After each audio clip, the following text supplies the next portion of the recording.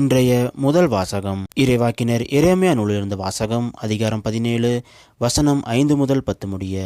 ஆண்டவர் கூறுவது இதுவே: மனிதரில் நம்பிக்கை வைப்போரும் வலுவற்ற மனிதரில் தம் வலிமையை காண்போரும் சபிக்கப்படுவர். அவர்கள் பாலை நிலத்து புதர்ச்செடிக்கு ஒப்பாவர்.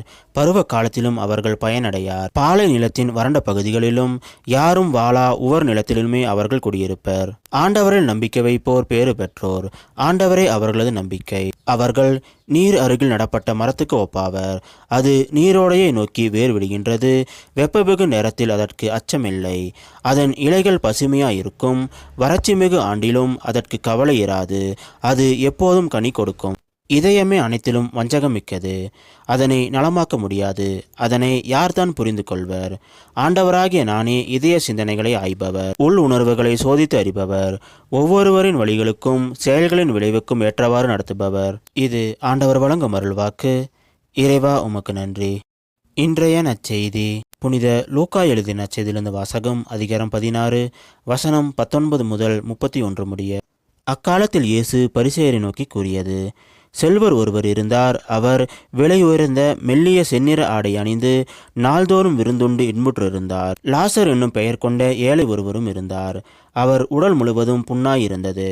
அவர் அச்செல்வருடைய வீட்டு வாயில் அருகே இருந்தார். அவர் செல்வருடைய மேசையிலிருந்து விழும் துண்டுகளால் தம் பசியாற்ற விரும்பினார்.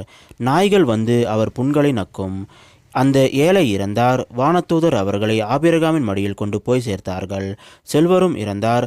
அவர் அடக்கம் செய்யப்பட்டார். அவர் பாதாளத்தில் வதைக்கப்பட்ட போது அண்ணாந்து பார்த்து தொலைவில் ஆபிரகாமையும் அவரது மடியில் லாசரையும் கண்டார். அவர்: தந்தை ஆபிரகாமே, எனக்கு இரங்கும்.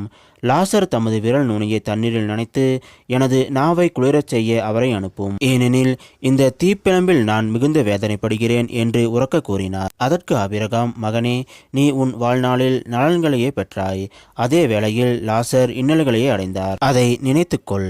இப்போது அவர் இங்கே ஆறுதல் பெறுகிறார். நீயோ மிகுந்த வேதனைப்படுகிறாய். அன்றியும் எங்களுக்கும் உங்களுக்கும் இடையே பெரும் பிளவு ஒன்று உள்ளது. ஆகையால் இங்கிருந்து ஒருவர் உங்களிடம் வர விரும்பினாலும் கடந்து வர இயலாது.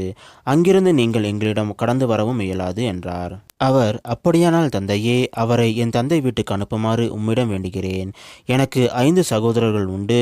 அவர்களும் வேதனை மிகுந்த இந்த இடத்துக்கு வராதவாறு அவர் அவர்களை எச்சரிக்கலாமே என்றார். அதற்கு ஆபிரகாம்: மோசேயும் இறைவாக்கினர்களும் அவர்களுக்கு உண்டு. அவர்களுக்கு செவிசாய்க்கட்டும் என்றார். அவர்: அப்படியல்ல தந்தை ஆபிரகாமே, இறந்த ஒருவர் அவர்களிடம் போனால் அவர்கள் மனம் மாறுவார்கள் என்றார். ஆபிரகாம்: அவர்கள் மோசேவுக்கும் இறைவாக்கினருக்கும் செவிசாய்க்காவிட்டால் இறந்த ஒருவர் உயிர்த்தெழுந்து அவர்களிடம் போனாலும் நம்ப மாட்டார்கள் என்றார். இது கிறிஸ்து வழங்கும் நற்செய்தி. கிறிஸ்துவே, உமக்கு புகழ்.